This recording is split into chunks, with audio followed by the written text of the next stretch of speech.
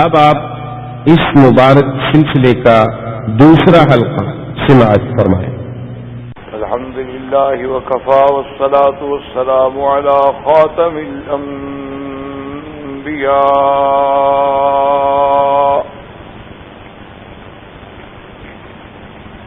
سیدنا وحبیبنا محمد المصطفى وعلى آله المجتبى وأصحابه النجبى اللهم صل على سيدنا محمد النبي الأمي الهاشمي وعلى آله وأصحابه نجوم الهدى أما بعد فقد قال الله تبارك وتعالى في القرآن المجيد والفرقان الحميد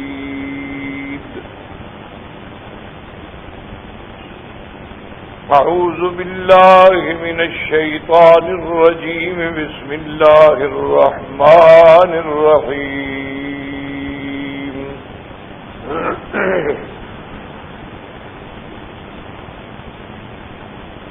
يا أيها النبي قل لأزواجك إن كنتن تردن الحياة الدنيا وزينتها فتعالين أمتعكن وأسرحكن سراحا جميلا وإن كنتن تردن الله ورسوله والدار الآخرة فإن الله أعد للمحصنات منكن أجرا عظيما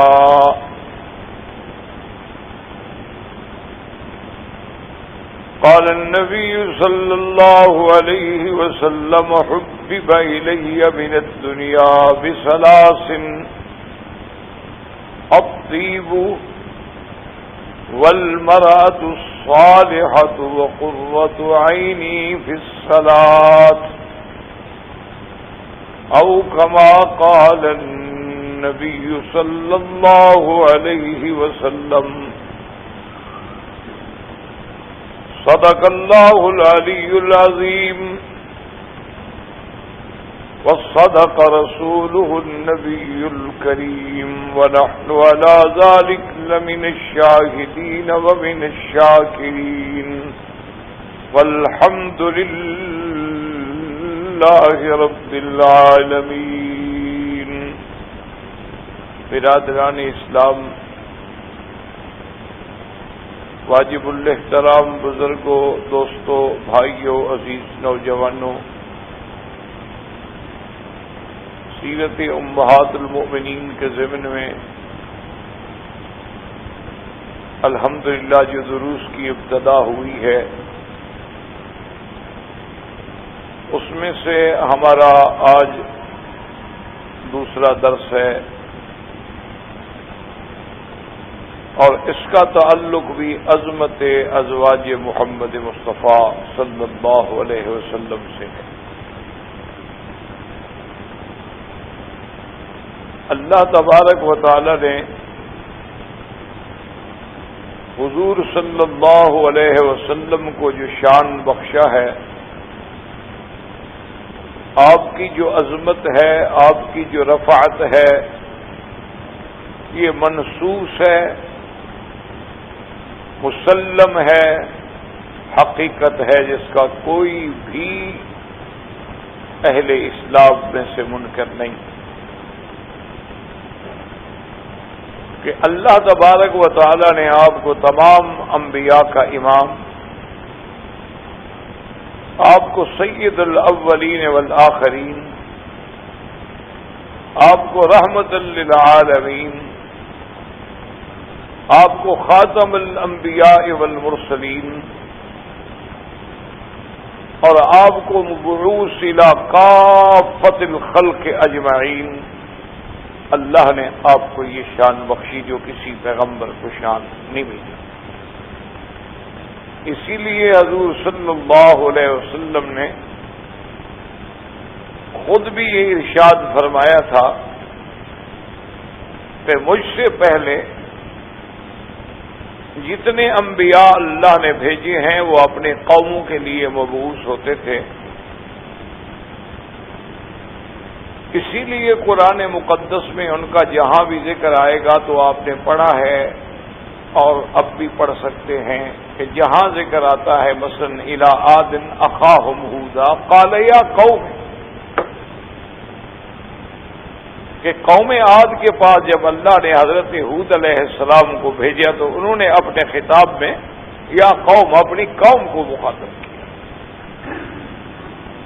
وَإِلَىٰ ثَمُودَ أَخَاهُمْ صَالِحًا، قوم سمود کے پاس اللہ نے حضرت صالح علیہ السلام کو بھیجا تو انہوں نے بھی اپنی قوم کو خطاب کیا. قال یا قوم اعبدوا اللہ. الى مدین اخاہم شعیبا قال یا قوم اعبدوا اللہ. اسی طرح سیدنا موسیٰ علیہ السلام، سیدنا عیسیٰ علیہ السلام یعنی اولو العزم پیغمبر ہیں. اللہ نے سیدنا موسیٰ علیہ السلام کو شرف کلام سے نوازا ہے، اس لیے کلیم اللہ کہلائے کہ اللہ نے بغیر واسطے کے جن سے کلام فرمایا. اسی طرح سیدنا عیسیٰ علیہ السلام کو اللہ نے وہ عظمت بخشی کہ وہ روح اللہ کہلائے، کلمت اللہ کہلائے، آیت اللہ کہلائے، اور ان کو اتنی عظمت بخشی کہ آج بھی وہ آسمانوں میں زندہ موجود ہیں. لیکن انہوں نے بھی جب خطاب کیا تو یا بنی اسرائیل یا بنی اسرائیل یا بنی اسرائیل. سارا قرآن کھول کے دیکھ لیں، تورات دیکھ لیں، اناجیل دیکھ لیں، تو ہر پیغمبر نے ایک خاص قوم میں اس کو بھیجا گیا. اسی لیے آپ دیکھتے ہیں کہ بعض اوقات ایک وقت میں دو پیغمبر موجود ہیں. حضرت موسیٰ علیہ السلام بھی نبی رسول ہیں اور حضرت ہارون بھی موجود ہیں، اور دونوں کو بھیجا جا رہا ہے فرعون کے پاس. اذهبا الى فرعون انه طغى. اچھا، کبھی ایسا بھی ہوا جیسے سیدنا ابراہیم علیہ السلام بھی موجود ہیں، لوط علیہ السلام بھی موجود ہیں. حالانکہ سیدنا ابراہیم علیہ السلام بھی نبی ہیں، لوط علیہ السلام بھی نبی ہیں. اسی طرح آپ دیکھیں سیدنا یعقوب علیہ السلام بھی نبی ہیں، یوسف علیہ السلام بھی نبی ہیں، اور دونوں موجود ہیں. تو اس لیے ہمیشہ ساری تاریخ انبیاء پہ نظر ڈالیں. اسی لیے اس دور میں ایک انگریز نے، حالانکہ وہ مسلمان نہیں ہے، مائیکل ہارٹ نے جو کتاب لکھی ہے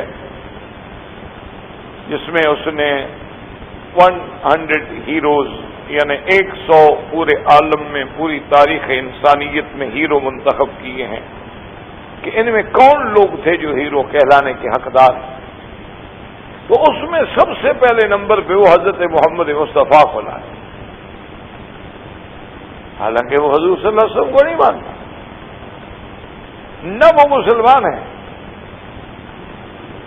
اور جب اس سے کہا گیا کہ اللہ کے بندے تم نے آخر حضرت محمد مصطفیٰ صلی اللہ علیہ وسلم کو حضرت عیسیٰ علیہ السلام سے بھی پہلے ذکر کر دیا ہے، تو نے کہا دیکھیں تاریخ کا قلم جو ہے وہ حقائق لکھتا ہے. عیسیٰ علیہ السلام کی بہت بڑی شان ہے، لیکن بنو اسرائیل کے لیے بھیجے گئے ہیں. انہوں نے اگر خطاب فرمایا ہے، انہوں نے اگر اپنے حواریین کو فرمایا ہے، انہوں نے اگر زور لگایا ہے تو بنو اسرائیل کی ہدایت کے لیے زور لگایا. سیدنا موسیٰ علیہ السلام نے زور لگایا، فرعون سے مقابلہ کیا، تکلیفیں برداشت کی، قبطیوں سے ٹکرائے، لیکن بنو اسرائیل کو چھڑایا.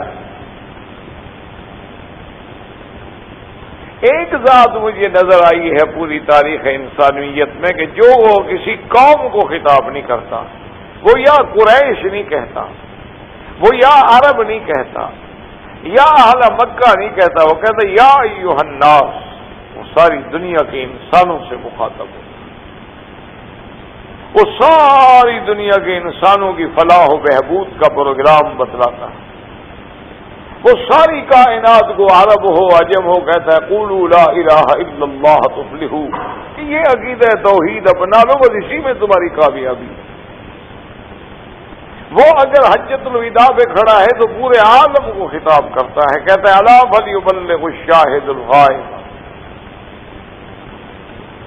وہ جہاں بھی خطاب کرتا ہے اور ایسے احکام دیتا ہے جو سارے عالم کے لیے ہیں، وہ جتنے قوانین لایا ہے وہ محدود نہیں ہے، وہ جتنے اوامر و نواہی لایا ہے وہ عرب کے لیے نہیں ہے، وہ جتنا اپنے اندر اس نے اخلاق حسنہ ہے، سیرت ہے، صورت ہے، کردار ہے، احکام ہے، وہ سارے عالم کی بھلائی کے لیے لایا،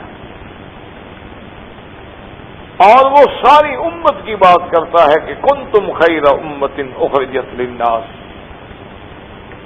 اور وہ ایک واحد پیغمبر ہے جو یہ کہتا ہے کہ کافر بھی میری امت ہے، کیونکہ اور جب نبی نہیں ہے تو امت تو میری ہوئے۔ فرق صرف اتنا ہے کہ ایک امت دعوت ہوتی ہے اور ایک امت اجابت ہوتی ہے، کہ مانا ایک امت کے وہ لوگ ہیں جنہوں نے آپ کی بات کو مان لیا، اور ایک وہ لوگ ہیں کہ انہیں ہیں تو امت لیکن بات نہیں مانی، ان کے لیے اور نبی تو ہے نہیں کہ وہ اس کی امت کہلائیں، حتیٰ کہ اگر عیسیٰ علیہ السلام آئیں گے تو وہ بھی تو امت ہی کہلائیں گے محمد الرسول اللہ، یعنی وہ بحیثیت ایک پیغمبر کے نہیں آئیں گے، بحیثیت ایک نبی کے کوئی نئی شریعت نیا قانون نہیں لائیں، اسی لیے وہ جب پہلی نماز پڑھیں گے تو آپ امام کے پیچھے کھڑے ہوں گے اور امام چاہیں گے، کوشش کریں گے کہ حضرت عیسیٰ علیہ السلام آ گئے ہیں نماز پڑھانے کے، وہ کہہ رہا تم نماز پڑھاؤ تاکہ پوری دنیا کو پتہ چل جائے کہ میں مقتدی بن کے آیا ہوں، میں نبی بن کے نہیں آیا، میں حضور کی امت میں سے ایک آدمی کے پیچھے کھڑے ہو کے نماز ادا کر کے یہ بتلانا چاہتا ہوں کہ میری کوئی شریعت نہیں، میں تو اسی دین اسلام کی حفاظت کے لیے آیا ہوں، میں تو اسی احکام کو نافذ کرنے کے لیے آیا ہوں جو لے کے آئے تھے حضرت محمد مصطفیٰ صلی اللہ علیہ وسلم۔ تو اسی لیے میرے کہنے کا مقصد یہ تھا کہ جب اللہ نے حضور کو اتنی بڑی شان بخشی تو اللہ نے پھر حضور کے لیے جہاں صحابہ کو چنا ہے، اللہ نے حضور صلی اللہ علیہ وسلم جیسے فرماتے ہیں کہ ان اللہ اختارنی، اللہ نے مجھے چن لیا، ثم اختار لی اصحابی، اس کے بعد میرے لیے میرے صحابہ کو چن لیا، فجعل منہم انصاری و اصحاری، ان میں سے بعض کو میرا مددگار بنا دیا، بعض کو میرا رشتہ دار بنا دیا۔ اسی طرح اللہ نے ازواج رسول کو بھی اپنے پاک پیغمبر کے لیے خود چن لیا۔ امہات المؤمنین کا جو مقام ہے وہ ایسے نہیں ہے جیسے عام کسی عورت کا مقام ہوتا۔ اس کی وجہ یہ تھی دراصل کہ جب حضور کا پیغام سارے عالم کو دینا ہے تو عالم میں مرد بھی ہیں عورتیں بھی، ساری کائنات تک حضور صلی اللہ علیہ وسلم کی دعوت کو پہنچانا ہے، اور حضور صلی اللہ علیہ وسلم کی ایک خارجی زندگی ہے، ایک داخلی زندگی، ایک وہ زندگی ہے جو صحابہ کے سامنے، ایک وہ زندگی ہے جو گھر میں ہوتی۔ اب گھر کی زندگی کا احوال جو ہے وہ تو صرف ازواج مطہرات کو معلوم ہو سکتا ہے اور کسی کو معلوم ہو نہیں سکتا۔ تو اس لیے ہمیشہ یاد رکھیں کہ ہم نے درس سابقہ میں اسی لیے عرض کیا تھا کہ سارے قرآن میں نظر ڈالیں، یہ لفظ جو آیا ہے نا جی، یہ شان محمد مصطفیٰ پہ دلالت کرتا ہے کہ جہاں جہاں حضور کی بیویوں کا ذکر آیا تو وہاں لفظ زوج کا آیا ہے، یا ایھا النبی کل ازواج۔ زوج کا معنی ہوتا ہے تساوی، مشاکلت۔ یہ لفظ امرأہ میں نہیں پایا جاتا، امرأہ کا لفظ امرأہ کا معنی بھی عورت ہے، لیکن ضروری نہیں ہوتا کہ اس کے اندر تشاکل ہو، اس کے اندر تساوی ہو، لیکن زوج کا تو معنی ہی تب ہوگا گویا کہ دونوں جوڑ جو ہیں برابر ہیں۔ تو اللہ تبارک و تعالی نے حضور صلی اللہ علیہ وسلم کی ازواج کے لیے، اسی لیے میں نے بطور مثال بھی عرض کیا تھا کہ اللہ نے جہاں ذکر کیا ہے امرأۃ نوح، امرأۃ لوط، لوط کی بیوی، نوح کی بیوی علیہم السلام، کیونکہ وہاں تساوی نہیں ہے، ایک طرف نبی ہے دوسری طرف کافرہ ہے۔ امرأۃ فرعون، ایک طرف مسلمہ ہے اور فرعون کافر ہے، تساوی نہیں ہے، برابری نہیں ہو سکتی۔ اچھا، اسی طرح حضرت ابراہیم کے ذکر میں بھی اللہ نے امرأہ کا لفظ فرما دیا، فَأَقْبَلَتِ امرأتُهُ فِي صَرَّةٍ فَسَكَّتْ وَجْهَهَا، وجہ کیا تھی کہ وہاں مسئلہ تھا حمل کا، اور حمل کا تعلق عورت سے ہوتا ہے، مرد سے ہوتا نہیں، اس لیے بھی وہاں ذکر جو تھا امرأہ کا کیا گیا۔ اسی لیے حضرت زکریا علیہ السلام کے قصے میں بھی انہوں نے بھی لفظ امرأہ کا استعمال ہوا، انہوں نے کہا کہ یا اللہ ومراتی آخرن، میری بیوی جو ہے وہ تو بیچاری اس سن یاس کو پہنچ چکی ہے، اب اولاد پیدا ہونے کی امید ہی ختم ہو گئی ہے۔ وجہ کیا تھی کہ وہاں بھی حمل کا قصہ تھا۔ اذ قالت امرأۃ عمران، عمران کی بیوی کا ذکر کیا گیا، وہاں بھی لفظ امرأہ کا استعمال ہوا۔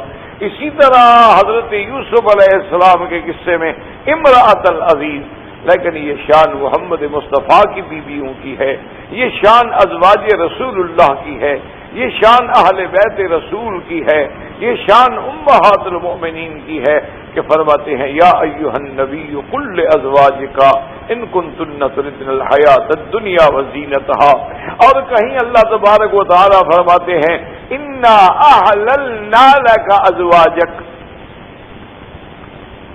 اب اس بات کو سمجھیں، اب دیکھیں نا، آپ کا کسی عورت سے نکاح ہو جاتا ہے تو آپ کے لیے حلال ہے، وہ تو نکاح ہونے کے بعد بیوی ہے، حلال ہو گئی آپ کے لیے، لیکن یہاں خداوند قدوس فرماتے ہیں کہ انا احللنا، ہم نے تیرے لیے حلال کیا تیری بیویوں کو۔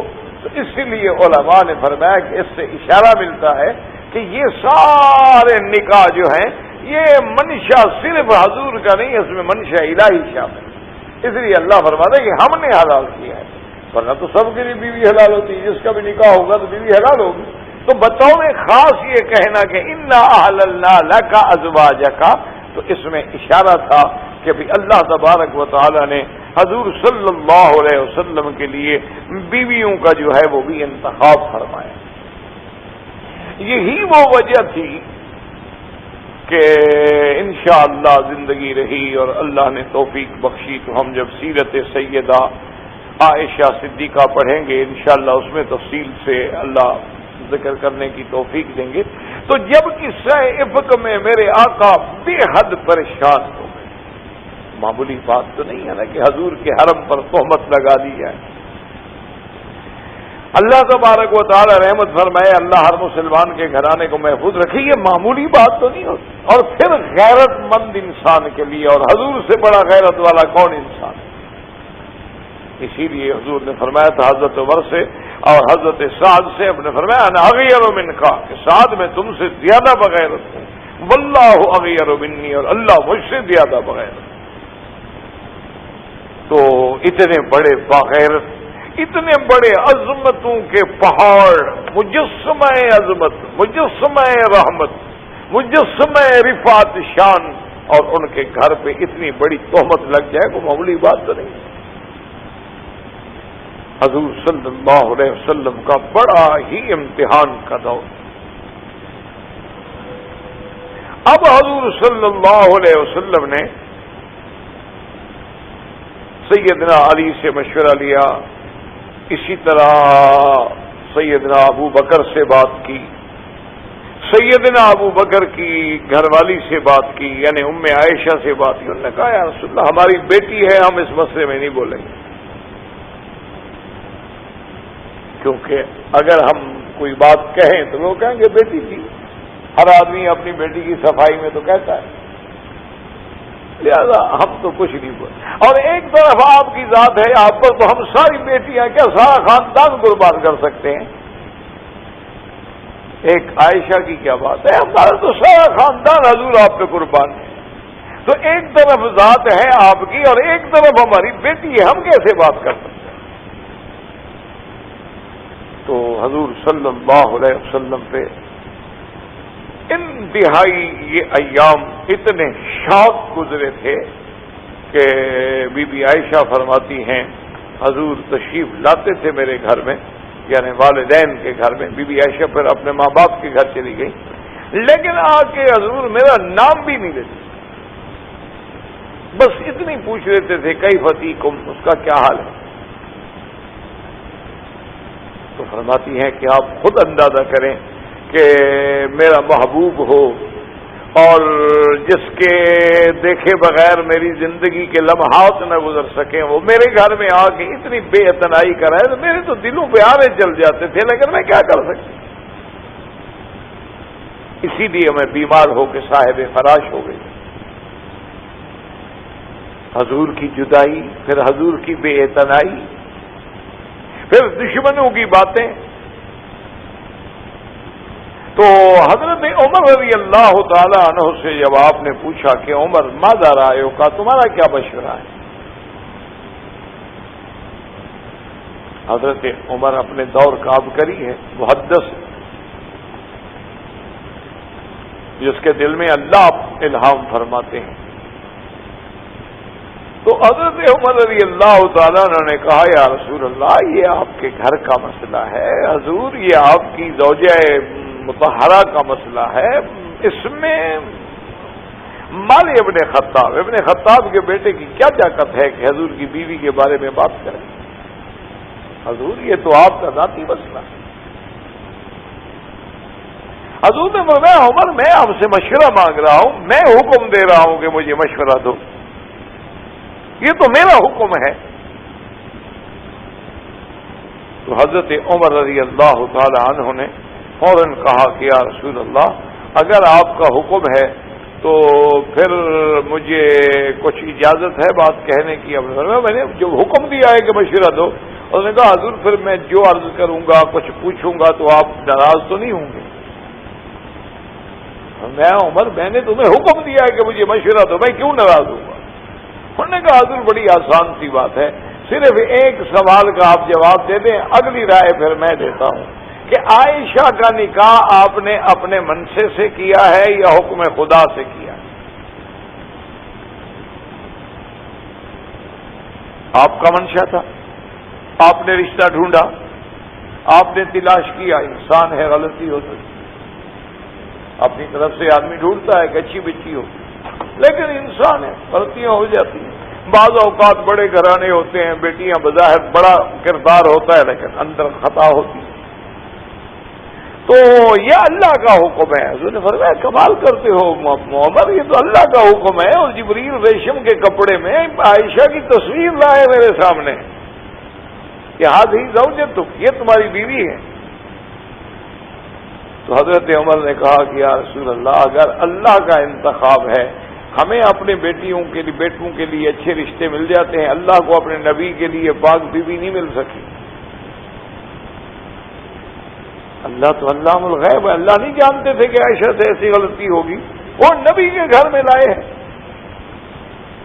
تو حضرت عمر کہتے ہیں فسرّان رسول اللہ، حضور کا چہرہ مبارک جو تھا نا ایسے گلاب کے پھول کی طرح کھل گیا، خوش ہو گیا نا، حضور کا اطمینان ہو گیا نا کہ میرا حرم پاک ہے اور میری بیوی پاک ہے۔ انہوں نے کہا یا رسول اللہ آپ کے اللہ نے جب چنا ہے تو اللہ کی چنائی میں غلطی کیسے ہو سکتی ہے؟ حضور صلی اللہ علیہ وسلم۔ تو اس لیے میرے کہنے کا مقصد یہ تھا کہ ان اقوال سے اور اس آیت مبارک سے کہ یا ایھا النبی انا احللنا لک ازواجک، کہ ہم نے آپ کے لیے آپ کی بیویوں کو حلال کیا۔ اب دیکھیں جو آیت آج ہم نے تلاوت کی ہے اس کا تعلق بھی حضور کی ازواج سے، اور اس کا تعلق جو ہے وہ ہے مسئلہ ایلا۔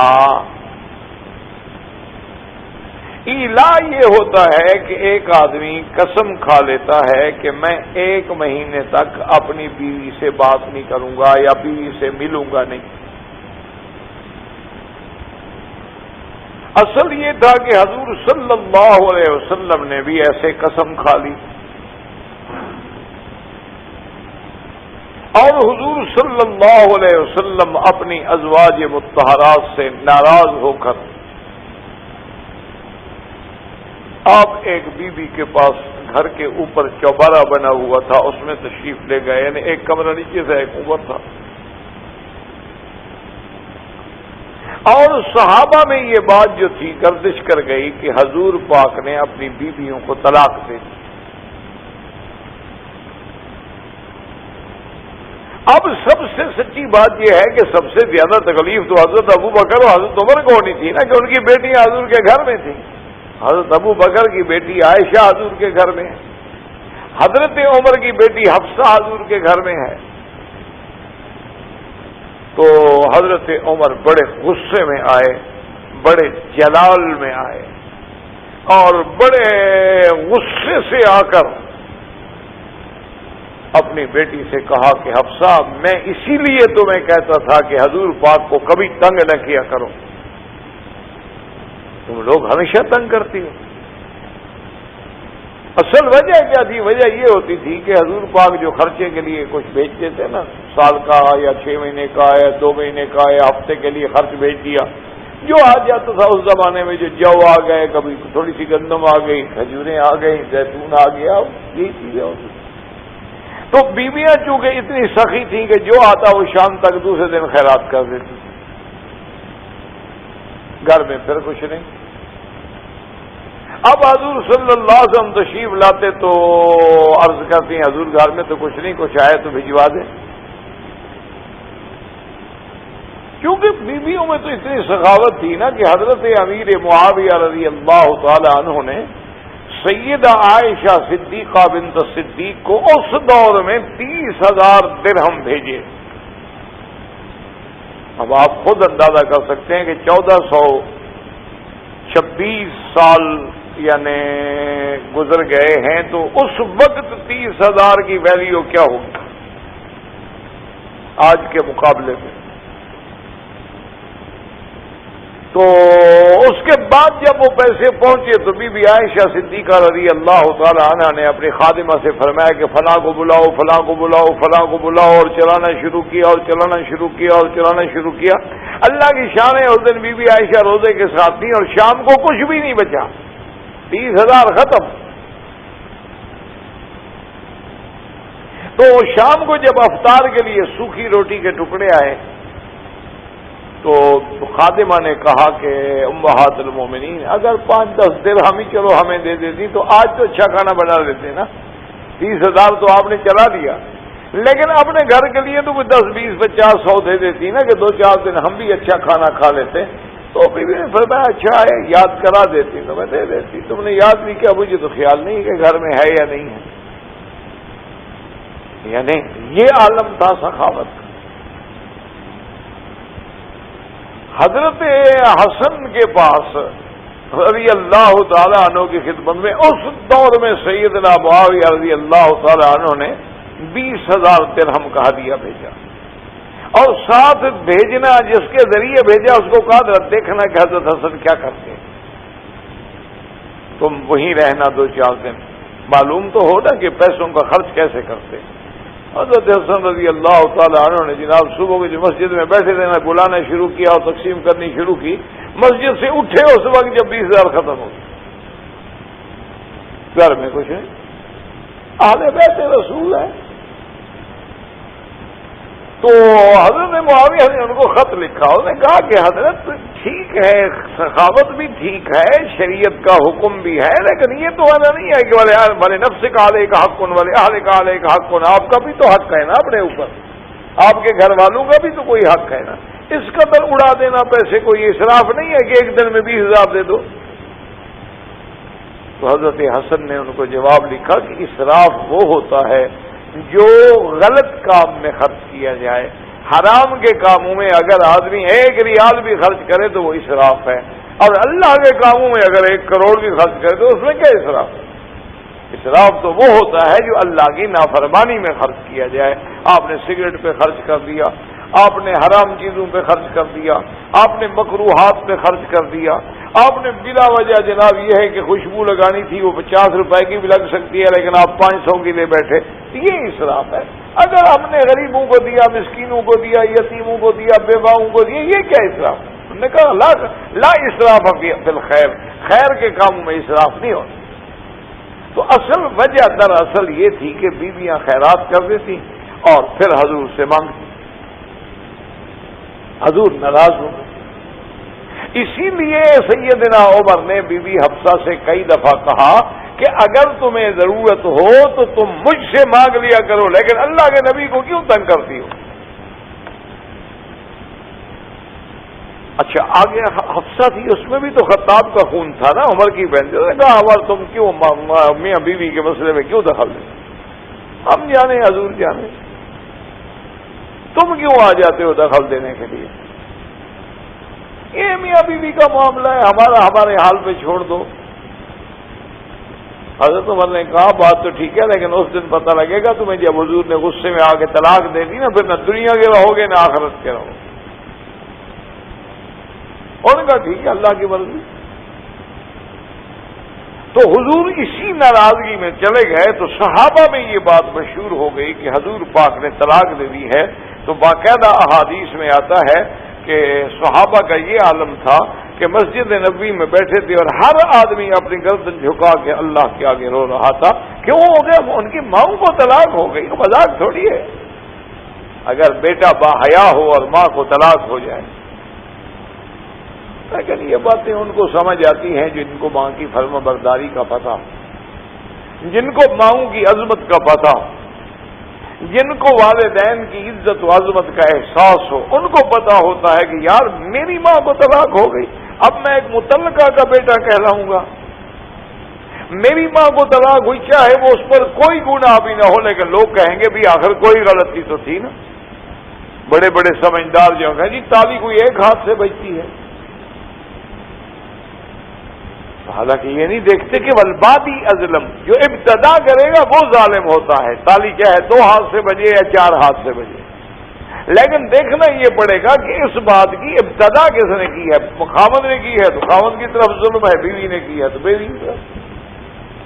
تو حضرت عمر فرماتے ہیں کہ میں آیا، اللہ عالم جیسے کسی کی موت ہو، اتنا غم۔ کہتے ہیں میں نے پوچھا کہ این رسول اللہ صلی اللہ علیہ وسلم، حضور کا؟ ہم نے کہا حضور فلاں جگہ۔ حضرت عمر رضی اللہ تعالی عنہ فرماتے ہیں کہ میں وہاں آیا تو دیکھا کہ حضور صلی اللہ علیہ وسلم تو کمرے کے اوپر بالا خانے میں تھے اور دروازے پہ ایک صحابی بیٹھے ہیں۔ تو میں نے کہا کہ فاستاذن رسول اللہ، حضور سے جا کے اجازت مانگو کہ عمر علی بابک، عمر آپ کے دروازے پہ کھڑے ہیں، اجازت چاہتے ہیں اوپر آنے کی۔ انہوں نے جا کے کہا اور حضور نے اجازت نہ دی۔ حضرت عمر رضی اللہ تعالیٰ عنہ کہتے ہیں کہ جب مجھے اجازت نہ ملی تو اب میں بھی پریشان ہوں کہ بھئی بات تو کوئی ہے۔ پھر میں نے صبر کیا، واپس جاؤں ٹھہر جاؤں کیا کروں؟ میں نے کہا نہیں، آخر مسئلے کو حل تو ہونا چاہیے نا، پتہ تو لگے نا کہ بات کیا ہے۔ فرماتے ہیں کہ میں نے دوبارہ اجازت مانگی تو دوبارہ بھی اجازت نہ ملی۔ حضرت عمر رضی اللہ تعالیٰ عنہ کہتے ہیں کہ میں ٹھہر گیا اور کچھ دیر گزار کے اس کے بعد میں نے ذرا زور سے یعنی ایسی آواز، اتنا آواز اونچی کی کہ حضور خود سن لیں۔ میں نے کہا یار پھر درخواست کرو، پھر اجازت مانگو، میں دروازے پہ کھڑا ہوں، مہربانی کریں۔ کہتے ہیں حضور نے فرمایا کہ اچھا بلا لیں۔ حضرت عمر رضی اللہ تعالی عنہ فرماتے ہیں کہ جب میں اوپر گیا سب سے پہلے تو میں اس گھر کو دیکھ کے میرے آنسو آ گئے کہ یہ خاتم الانبیاء کا کمرہ، قالین کیا جس میں چٹائی بھی پوری بچھی ہوئی، ایک مشکیزہ لٹک رہی ہے اور نیچے جناب ایک اپنا چٹائی پڑی ہوئی ہے۔ سرکار دو عالم کے سونے کے لیے بستر نہیں ہے، اس چٹائی کے اثرات آپ کے بدن مبارک پہ۔ تو داخل ہونے کے بعد سلام کرنے کے بعد میں نے پوچھا کہ حل طلقت نساءک یا رسول اللہ صلی اللہ علیہ وسلم، کیا آپ نے اپنی بیویوں کو طلاق دے دی ہے؟ حضور نے فرمایا عمر کیا کہہ رہے ہو؟ عمر کیا کہہ رہے ہو؟ ما طلقتہن، میں نے تو کوئی طلاق نہیں دی۔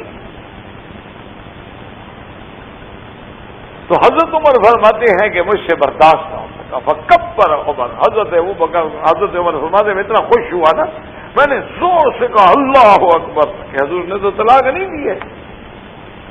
کہتا ہے کہ میری آواز، ویسے بھی حضرت عمر بڑے جہیر الصوت تھے، آپ کی آواز بہت بلند، اللہ نے آپ کو بڑی بلند آواز عطا فرمائی تھی، تو فرماتے ہیں کہ میری آواز مسجد نبی میں بھی پہنچی، چونکہ حجرات تو قریب تھے نا سارے، اور پھر حضرت عمر نے جوش میں آگے جب نعرہ بلند کیا ہو، تو میں نے کہا وجہ کیا حضور؟ پھر یہ بات کیا سارے صحابہ مسجد میں بیٹھے ہوئے رو رہے ہیں؟ حضور نے فرمایا آ گئی، اور نے فرمایا کہ عمر اصل بات یہ ہے کہ میں بیویوں سے ناراض ہو کے میں نے قسم کھا لی ہے کہ 1 مہینے تک اپنی بیویوں کے پاس نہیں جاؤں گا۔ تو یہ ایلا ہے، یہ طلاق نہیں ہے، طلاق الگ چیز ہے، ایلا الگ چیز ہے۔ تو میں نے تو اس لیے کہ وہ بار بار ایک چیز کا مطالبہ کرتی ہیں، میری طبیعت پہ ناگوار گزرا تو میں نے ایلا کیا ہے۔ حضرت عمر کہتے ہیں میں نے سوچا کہ حضور بڑے غمگین بیٹھے ہیں، حضور پر بھی تو اثر تھا نا کہ ساری بیویوں سے قسم کھا کے بیٹھے ہیں علیحدہ، صحابہ رو رہے ہیں، صحابہ کا غم ہے، تو حضرت عمر نے سوچا، کہتے ہیں میں نے سوچا کہ کوئی ایسی بات کروں کہ حضور کچھ تو خوش ہوں، حضور صلی اللہ علیہ وسلم کی طبیعت سے کچھ تو بوجھ اترے نا۔ تو اس کو کہتے ہیں مزاح، یاد رکھو، مزاح ایک لفظ ہے مزاح، اچھا ایک ہوتا ہے مذاق، مذاق اور مزاح میں آسمان اور زمین کا فرق ہوتا ہے۔ یہ ہم کہتے ہیں نا آپس میں بھی، ہم کہہ دیتے ہیں یار کیوں مذاق اڑا رہے ہو، تو مذاق الگ چیز ہے، مزاح جو ہے وہ الگ چیز ہے۔ مذاق تو ہوتا ہے نعوذ باللہ، اس میں ایسی باتیں بھی کی جاتی ہیں جو اگلے کے شان کے خلاف ہوں، کوئی برا لفظ کہہ دیا، کوئی یعنی گھٹیا لفظ زبان سے نکال دیا، یہ تو مذاق ہوتا ہے، یہ منع ہے شریعت کہ کسی کے ساتھ مذاق کرو۔ اچھا جیسے کسی کو نقل کرو، لنگڑا بن کے چلو، وہ لنگڑا ہو بیچارہ تو اس کی نقل بناؤ، یہ تو ایذا دینے والی بات ہے۔ ایک آدمی غریب اندھا ہے تو وہ بھی اندھا بن کے اس کی نقل کر رہا ہے، تو یہ جو ہے یہ اس کو یہ مذاق منع ہے۔ اسی لیے بڑا ایک تاریخ میں واقعہ آتا ہے، یہ ابو الفضل اور فیضی 2 بھائی تھے نا، یہ بڑے مشہور گزرے ہیں ہندوستان میں، اور یہ اکبر کا دور تھا، جب اکبر بادشاہ تھا نا، یہ اس کے 9 رتن تھے، یہ اس کے خاص لوگوں میں سے تھے، اس کے بڑے معتمد الہ لوگوں میں، جس کو موجودہ دور میں کہتے ہیں نا کچن کیبنٹ، یہ اس کے ممبر تھے گویا سے۔ تو بہرحال اور بڑے پڑھے لکھے لوگ تھے، ابو الفضل بھی اور فیضی، اچھا 2 بھائی تھے، خدا کی شان دیکھو، ایک بھائی شیعہ تھا ایک سنی، اور دونوں بہت پڑھے لکھے لوگ تھے، بہت بڑا علم تھا دونوں کے پاس، اور یہ ملا مبارک کے بیٹے تھے، ان کا باپ بھی بہت بڑا ملا عالم تھا، مولوی تھا، اس کا نام مبارک تھا۔ تو ایک دن عرفی ایک شاعر گزرے ہیں ہندوستان میں، ان کا لقب تھا عرفی، تو وہ آئے ملنے کے لیے، ابو الفضل اور فیضی کو ملنے کے لیے آئے، تو اتفاق کی بات یہ ہے کہ جب وہ ان کے گھر پہنچے، دروازے پہ پہنچے، تو انہوں نے گھر میں کوئی کتے شتے جو پالے ہوئے تھے نا، تو اس وقت شاید جو کتی نے کو بچے تازہ دیے ہوں گے، تو چھوٹے چھوٹے اس کے پلے جو تھے نا وہ سارے گھر میں بھاگ رہے تھے۔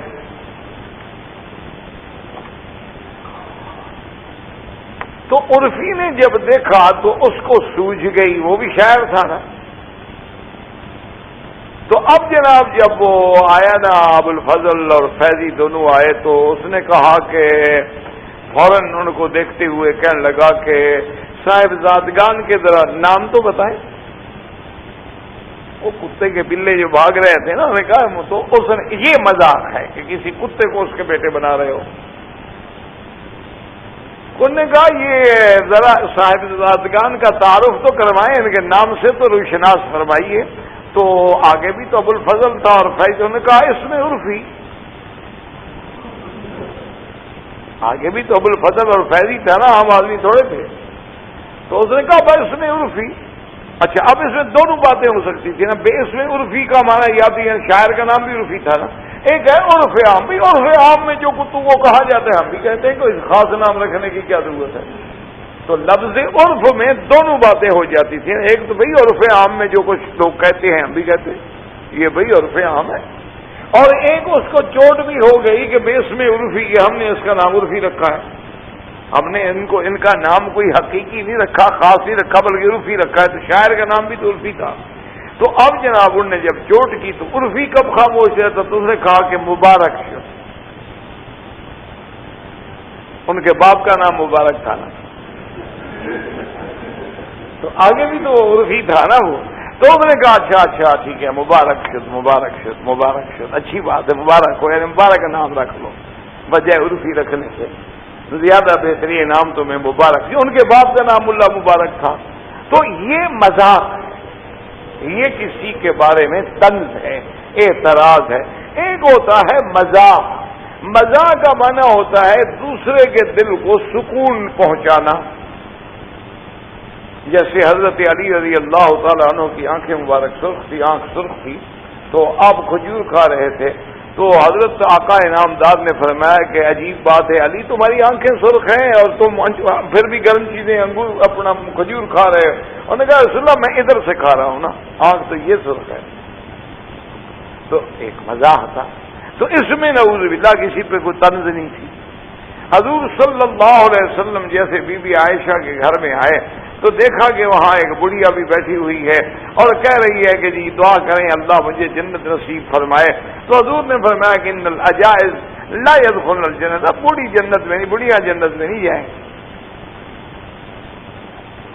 اچھا, اتفاق سے باہر حضور کو کوئی بلا رہا تھا, حضور باہر تشریف لے گئے. وہ بوڑھی نے تو رونا شروع کر دی کہ جب اللہ کا نبی کہہ دے کہ بوڑھی جنت میں نہیں جائے گی, میں تو گئی, میں تو ماری گئی. اچھا, جنت میں نہیں جاؤں گی تو پھر کہاں جاؤں گی؟ جنت کے بعد دوسرا تو رستہ نہیں ہے نا, وہاں تو ہے ہی دو دروازے ہیں نا, یا جنت ہے یا جہنم ہے. اگر نعوذ باللہ جنت میں جگہ نہ ملے تو کہاں جائیں گے؟ تو بوڑھی نے تو جناب رونا شروع کر دیا. بی بی عائشہ تسلیاں دے, کچھ کرے, اگر وہ بوڑھی عورت. حضور تھوڑی دیر کے بعد فرمایا کیا شور ہے, کیوں رو رہے ہیں؟ یا رسول اللہ آپ نے جو کہہ دیا کہ بڑھیا جنت میں نہیں جائے گی. میں کہا اللہ کی بندی, اللہ ان کو جوان کر کے جنت میں بھیجے گا نا, قواعب اترابا, کہ جنت میں جب جائیں گے تو کوئی بوڑھا نہیں ہوگا, جنت میں جائیں گے تو کوئی عجوز نہیں ہوگا, سب کا ایک سن ہوگا, اور سب ثلاثن و ثلاثین سنۃ, یعنی عین شباب کے کمال کا دور ہوگا. میرے کہنے کا مقصد تو یہ تھا. تو کبھی کبھی ایسی بات ہوتی ہے. بہرحال تو کہنے کا مقصد یہ تھا کہ حضرت عمر رضی اللہ تعالی عنہ نے کہا کہ میں نے سوچا کہ میں کوئی ایسی بات کروں کہ جو حضور کو ہنسا, کیونکہ ہنسنا بھی ضروری ہوتا ہے انسان کے لیے. ایک صحابی تھے حضور کے, وہ آتے تھے حضور کو بہت خوشی ہوتی, حضور صلی اللہ علیہ وسلم کو بہت ہنساتے. تو ایک دن وہ کھڑے تھے, اچھا وہ خدا کی قدرت یہ ہے کہ آپ نے فرمایا دیکھو بھائی دیہات کی چیزیں تم ہمارے لیے خرید کر کے لایا کرو, اور شہر میں جو سودا بکے گا نا وہ ہم تیرے لیے خرید کر کے رکھا کریں گے. حضور اس سے بڑا پیار کرتے. تو ایک دن وہ منڈی میں کھڑا ہوا کوئی چیز بیچ رہا تھا, تو پیچھے سے حضور نے جا کے اس کی آنکھوں پہ ہاتھ رکھا اور فرمایا کہ من آنا, بتاؤ میں کون. آواز بدل گئی. اب وہ جناب یہ کرے کہ اپنی پشت جو ہے وہ ایسے ایسے رگڑتا جائے اور کہے پتہ نہیں آپ کون ہیں, پتہ نہیں آپ کون ہیں, پتہ نہیں آپ کون ہیں. من آنا, بتاؤ نا. وہ اور زیادہ لگتا جائے کہ جی پتہ نہیں لگ رہا نا آپ کون ہیں, اب سمجھ نہیں آ رہی. اچھا میں ہاتھوں کو پکڑ کے وہ جی سمجھ نہیں آ رہی. میں نے کہا تو میری آواز بھی نہیں پہچان. تو نے کہا رسول اللہ میں چاہتا تھا میرا بدن آپ سے لگے, ورنہ آپ کا آواز کون نہیں پہچان, آپ کے ہاتھوں کو کون نہیں پہچان. لیکن جب آپ نے مجھے اتنا اچھا موقع دے دیا کہ میرے پیچھے کھڑے ہیں اور آپ کے سینے سے میں لگ سکتا ہوں, تو میں ایسے موقع کو کیسے ضائع کر دیتا ہوں. یا رسول اللہ یہ تو میری خوش نصیبی تھی کہ آج میرا بدن محمد عربی کے بدن سے ٹکرا گیا, اور جس کو اللہ کے نبی کا بدن مس کر لے اس کی شان پھر کیا ہو. تو اسی لیے حضرت عمر رضی اللہ تعالی عنہ بھی فرماتے ہیں کہ میں نے بھی سوچا کہ کوئی ایسی بات کروں کہ جس سے حضور صلی اللہ علیہ وسلم کے ذہن پہ جو بوجھ ہے نا وہ اتر جائے. میں نے کہا یا رسول اللہ آج آپ دیکھیں نا 1 مہینے کی قسم کھا کے بیٹھے ہیں, ان عورتوں کو سر پہ بھی تو آپ نے چڑھایا, نہیں کہا یا رسول اللہ ہم قریشی لوگ تھے، ہم ان کو جناب ٹھیک کر کے رکھتے تھے، ہم تو باقاعدہ ماشاءاللہ صبح لیتے تھے ڈنڈا مارنا شروع کرتے تھے، شام کے 4 بج جاتے تھے، یہ بالکل سیدھی رہتی تھی، مجال ہے کہ ہمارے آگے بات کریں، آپ ہی نے تو ان کو چڑھا دیا ہے، ان کے یہ حقوق ہیں، ان کے یہ حقوق ہیں، ان کے یہ حقوق ہیں، ان کے یہ حقوق ہیں، تو آج پھر تنگ تو کریں گی؟ فتح کا رسول اللہ حضور مسکرائے، حضور صلی اللہ علیہ وسلم مسکرائے، آپ نے فرمایا بہرحال چاہے وہ تنگ کریں لیکن جو حقوق اللہ نے عورت کو دیے ہیں ہم ان کا انکار تو نہیں کر سکتے۔ اللہ تبارک و تعالی نے عورت کو بھی تو ایک حق دیا، اللہ تبارک و تعالی نے عورت کو بھی تو گھر کی ملکہ بنایا ہے، اللہ پاک نے بھی تو قرآن میں کہہ دیا نا وَلَهُنَّ مِثْلُ الَّذِي وَعَلَيْهِنَّ بِالْمَعْرُوفِ، ان کے بھی اسی طرح حقوق ہیں جس طرح تو مردوں کے حقوق ہیں۔ اگر اللہ تبارک و تعالی نے مردوں کو شرف بخشا ہے، مردوں میں نبوت رکھی ہے، تو عورت کو نبوت کی ماں بھی تو بنایا ہے۔ اگر اللہ تبارک و تعالی نے مردوں میں سے رسول بنائے ہیں تو ان کو رسول کی بہن بھی تو بنایا ہے۔ اگر اللہ تبارک و تعالی نے انبیاء اور رسول کو چن لیا ہے تو عورت کو بھی تو اس کے بستر کے لیے اللہ تبارک و تعالی نے راحت و رحمت بنایا ہے۔ تو اللہ کے نبی تو حضور صلی اللہ علیہ وسلم خوش ہوئے، آپ کی طبیعت سے کچھ بوجھ جو تھا اتر گیا۔ اب جناب اللہ کی شان دیکھیں کہ آپ کی قسم کے دن بھی پورے ہو گئے، حضور صلی اللہ علیہ وسلم کی قسم کا وہ جو 1 مہینے کی قسم تھی وہ بھی پورے ہو گئے۔ اللہ نے قرآن بھی اتارا کہ یا ایھا النبی قل لازواجک ان کنتن تردن الحیاۃ الدنیا وزینتها فتعالین امتعکن واسرحکن سراحا جمیلا وَإِن كُنتُنَّ تُرِدْنَ اللَّهَ وَرَسُولَهُ وَالدَّارَ الْآخِرَةَ فَإِنَّ اللَّهَ أَعَدَّ لِلْمُحْصَنَاتِ مِنكُنَّ أَجْرًا عَظِيمًا۔ اللہ نے فرمایا کہ میرے نبی صلی اللہ علیہ وسلم یا ایھا النبی قل، آپ اپنی بیویوں سے ازواج سے کہہ دیں ان کنتن تردن الحیات الدنیا، اگر آپ لوگوں کو دنیا اور اس کی زینت کی ضرورت ہے، دنیا کے آسائش و آرام کی ضرورت ہے، اس لیے مفسرین نے لکھا ہے کہ اس آیت سے بھی دلالت ہوتی ہے کہ بیویوں نے کچھ دنیاوی چیزوں کا مطالبہ کیا تھا جس پہ اللہ نے قرآن اتارا محمد مصطفیٰ کہ ان کنتن تردن الحیات الدنیا، اگر صرف حیات دنیا تمہارا مقصود ہے، دنیا کی زندگانی مقصود ہے، دنیا کی زینت مقصود ہے، فتعالینا، تو آؤ میرے پاس، امتعکن واسرحکن سراحا جمیلا، میں تمہاری مدد بھی کروں، میں تمہیں کچھ دوں بھی، اور بڑے آسانی کے ساتھ، بڑے آرام کے ساتھ، بڑے عزت کے ساتھ میں تمہیں چھوڑ دیتا ہوں، تمہارے راستے کو آزاد کر دیتا ہوں۔ اس لیے علماء نے فرمایا کہ یہ بھی شریعت کا حکم ہے کہ اللہ نہ کرے، اللہ نہ کرے، اللہ نہ کرے، اگر کوئی بندہ کسی حالات میں مجبور ہو کہ عورت کو طلاق دینے پہ آتا ہے تو پھر اس کو عزت کے ساتھ روانہ کرے، اس کو عزت کے ساتھ بھیجے، اس کو کچھ دے بھی، خالی ہاتھ اپنے گھر سے نہ بھیجے، آخر وہ تیری بیوی تھی۔ اس لیے اللہ نے فرمایا کہ آپ کھل کے کہہ دیں کہ دنیا چاہیے، آؤ مجھ سے لے لو اور جاؤ۔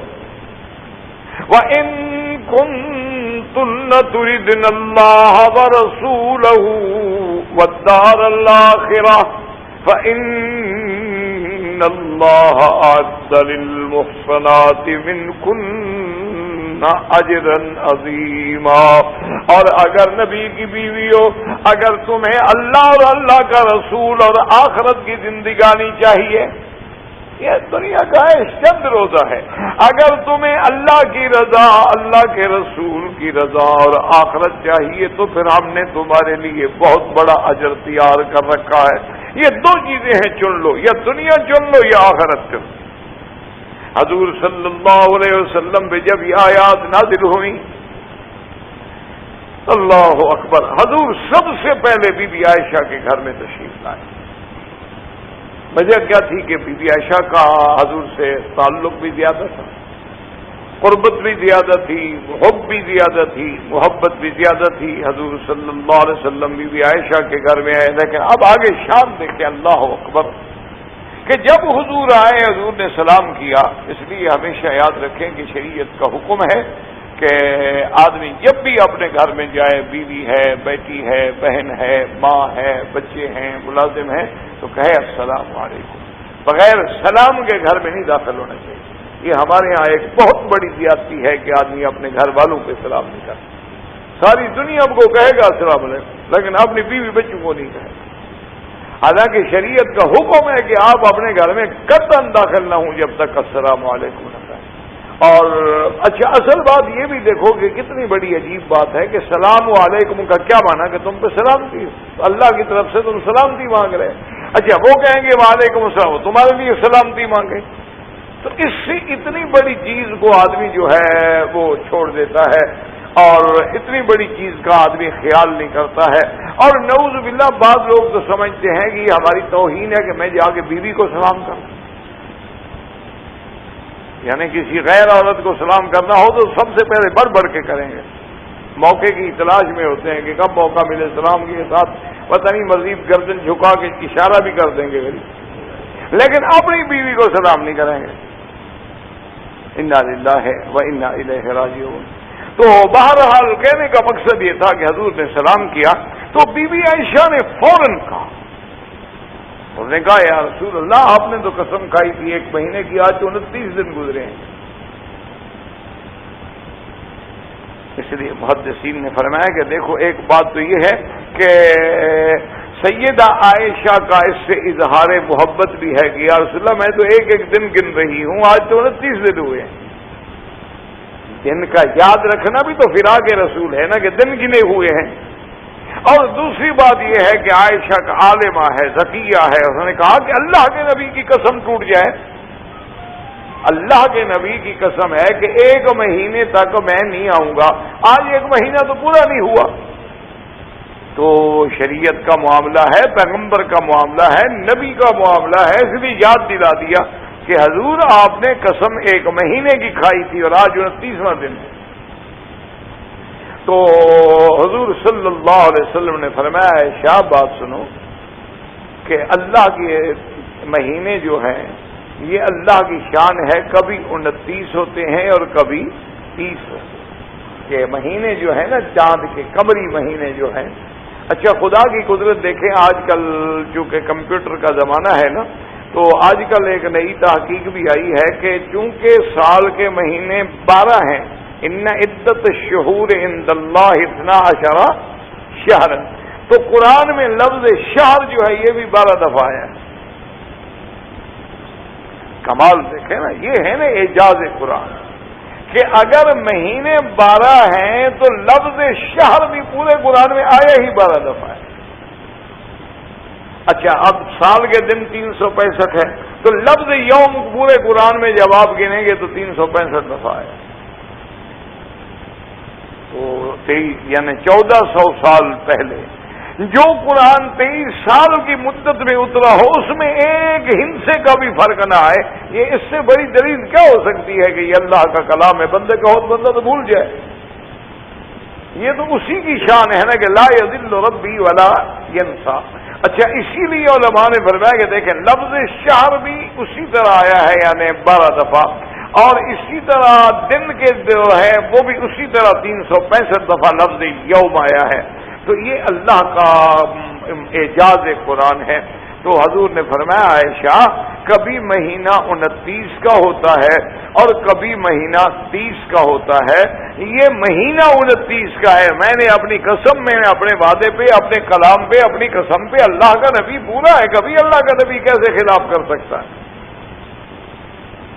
اور ویسے بھی خدا کی شان ہے، اللہ تبارک و تعالیٰ کی شان ہے نا جی، کہ اس لیے بعض یہ تو محدثین اور علماء کی باتیں ہیں نا، بعض کچھ عشاق بھی ہوتے ہیں نا، عاشق بھی ہوتے ہیں نا، جو عشق کا جن پہ غلبہ ہوتا ہے، انہوں نے اپنے عشق کے غلبے کی بھی ایک بات کی ہے۔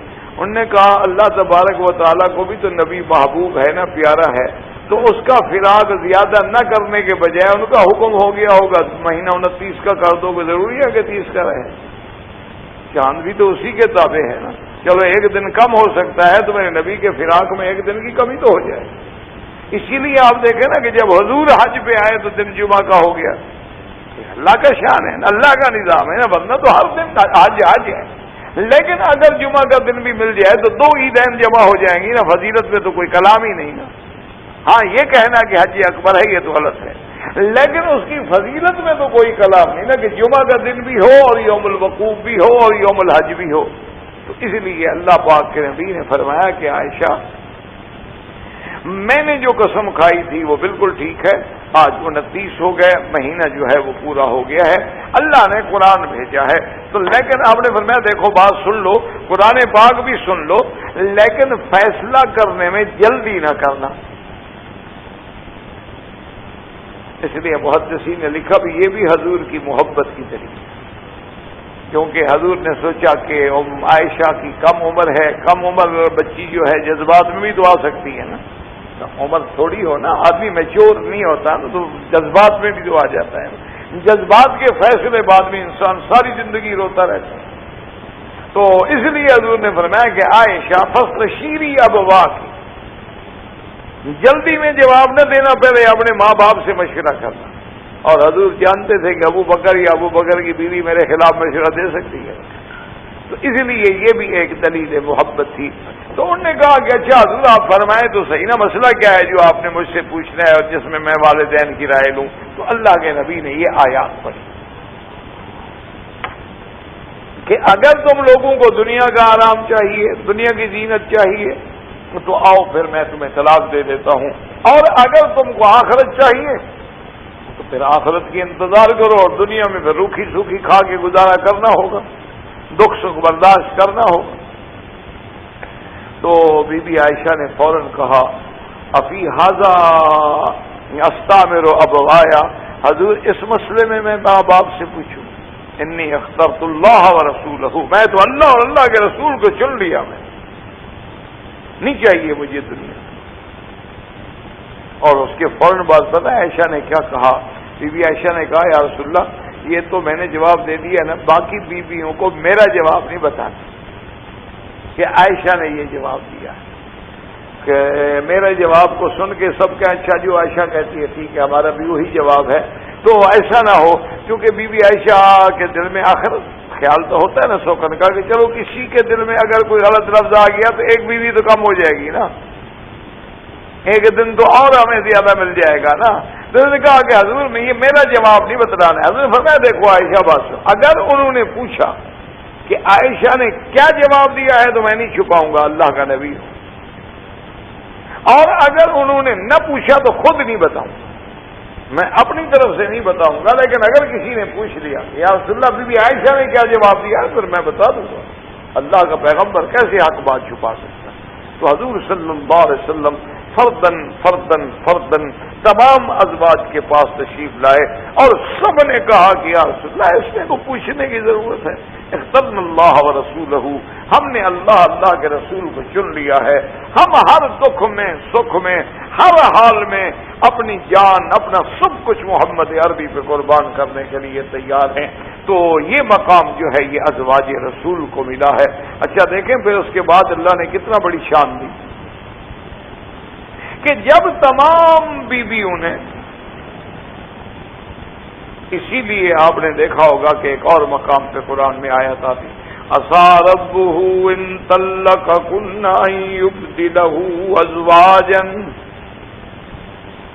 ازواجا خيرا منكن مسلمات مؤمنات قانتات. اللہ پاک نے فرمایا کہ تم حضور کی بیویاں ہو, خیال رکھو یہ بھی ہو سکتا ہے کہ اگر اللہ چاہے اللہ اپنے نبی کو حکم دے کہ تمہیں طلاق دلوا دے اور تمہارے بدلے ان یبدلہ ازواجا خیرا منکن مسلمات, اور تم سے بہتر بیویاں اللہ اپنے نبی پاک صلی اللہ علیہ وآلہ آلہ وصحبہ وسلم کو عطا فرما دے. تو اللہ سے اس بات پہ قادر ہیں, لہذا تم خیال رکھا کرو کبھی ایسی بات جو ہے تمہاری زبان سے نکلنی چاہیے, ورنہ اللہ نے چاہا تو اللہ اپنے نبی کو حکم دے دیں گے اور نبی جو ہے آپ تم لوگوں کو طلاق دے دیں گے, پھر کیا کرو گے. اچھا، اب جو بات میں نے کہنی تھی اس کو سمجھو کہ اللہ نے فرمایا کہ اگر ہم چاہیں اور نبی پاک بیویوں کو طلاق دے دیں تو ہم ان کے بدلے میں ایسی بیویاں لائیں گے جو مسلمات ہوں گی، مومنات ہوں گی، قانتات ہوں گی، تائبات ہوں گی، عابدات ہوں گی، سائحات ہوں گی، او سیبات و ابکارا، ایسی شان والی صفتوں والی بیویاں ہم دینے پہ قادر ہیں۔ لیکن حضور نے طلاق نہ دی، اور اللہ نے بھی ان بیویوں کے بدلے کوئی اور بیویاں حضور کے گھر میں نہ بھیجی۔ اس سے مفسرین اور محدثین نے مسئلہ نکالا کہ اگر ان سے کوئی عورتیں بہتر ہوتی تو اللہ بدل دیتے۔ معلوم ہوا کہ ان سے بہتر کوئی تھی ہی نہیں کائنات، کہ اگر ان ازواج سے ان یبدلہ ازواجا خیرا منکن، تم سے بہتر، تم سے اگر بہتر ہوتی اللہ اپنے نبی کو بہتر نہ دیتے۔ اس لیے انہوں نے کہا کہ آخر میں آتا ہے سیبات و ابکارا، یعنی ایسی عورتیں جو شادی شدہ ہیں، ایسی عورتیں جو کنواریاں ہیں، تو سیب کو مقدم کیا اور کنواری کو مؤخر کیا۔ انہوں نے کہا اس طرح بھی اشارہ ہے کہ حضور کی پہلی بیوی جو ہے وہ سیبہ ہے نا، بی بی خدیجہ ہے، کنواری تو بعد میں آئی ہے۔ تو یہ ترتیب بتا رہی ہے کہ اللہ نے اپنے نبی کے لیے انہی کو چن لیا تھا، ان سے بہتر کائنات کی اندر کوئی اور عورت ہی نہیں تھی۔ اگر کوئی اور عورت ہوتی تو اللہ واقع اپنے نبی کو عطا فرما دے۔ اس لیے قرآن کہتے یا نساء النبی لستن کاحد من النساء، اللہ فرماتا ہے میرے محمد پاک کی بیویوں، تم سے لستن کا کوئی عورت تمہارے برابر نہیں ہو سکتی، النساء یعنی تمام جنس جتنی عورتوں کی ہے۔ اچھا، جب نفی عہد کے ساتھ ہو نا، ما فی البیت عہد، ایک نفی ہوتی ہے کہ ما فی البیت واحد، ایک ہوتی ہے عہد، اس لیے ہے نا قل هو اللہ احد، جب عہد سے نفی ہو تو نفی تام ہوتی ہے کہ لستن کا احد من النساء، دنیا کی کوئی عورت تمہارے برابر نہیں ہو سکتی، تم محمد مصطفیٰ کی بیویاں ہو۔ اللہ نے تمہیں حضور صلی اللہ علیہ وسلم کے لیے چن لیا ہے۔ اچھا، اللہ نے اس اختیار کے بعد کہ جب انہوں نے حضور کو اختیار کر لیا، اللہ نے اب عورتوں حضور کی بیویوں کے ایک اور شان بخشی، فرمایا لا یحل لک من بعد، اللہ نے فرمایا کہ میرے مدنی صلی اللہ علیہ وسلم اب ان بیویوں نے آپ کو چن لیا ہے، اب ان کے بعد آپ کے لیے اور قیامت تک کوئی عورت حلال نہیں، آپ کوئی اور بیوی لا بھی نہیں سکتے ہو۔ اچھا، حالانکہ دیکھیں آپ کے پاس 4 بیویاں ہیں، ایک کو آپ طلاق دے دیں پھر چوتھی کر لیں تو آپ تو بدل سکتے ہیں، لیکن اللہ نے فرمایا نہیں میرا مدنی، ان کو ہم نے آپ کے لیے چن لیا ہے، اب آپ کو ان کے بدلنے کا بھی اختیار۔ وَلَا أَن تَبَدَّلَ بِهِنَّ، اب آپ یہ کہیں کہ ان میں سے میں کسی کو طلاق دے کے اس کے بجائے ایک اور عورت لے آؤں، فرمایا آپ کو اختیار نہیں۔ حالانکہ امت کو وہ تو اجازت ہے، امت تو بدل سکتی ہے، ویسے تو نہیں ہے کہ نعوذ باللہ بغیر ضرورت کے ایسے انسان ایسی حرکتیں کرتا رہے، تو منع ہے، منع یہ ہے۔ لیکن اگر ایسے حالات ہو جاتے ہیں، بیوی بیمار ہے، مریض ہے، اس کے بجائے وہ اور لانا چاہتا ہے تو لا سکتا ہے۔ لیکن حضور کی بیویوں کا اتنا بڑا شان تھا کہ اللہ نے نبی کے لیے چن لیا، ہمیشہ کے لیے نبی کے گھر میں رکھنے کا فیصلہ کر لیا، اور اب نبی کو بھی نہ چھوڑنے کا حکم دے دیا کہ آپ ان کو اب چھوڑ بھی نہیں سکتے، بدل بھی نہیں سکتے، اب یہی ازواج آپ کی دنیا میں بھی ہوں گی اور آخرت میں ہوں گی۔ وآخر دعوانا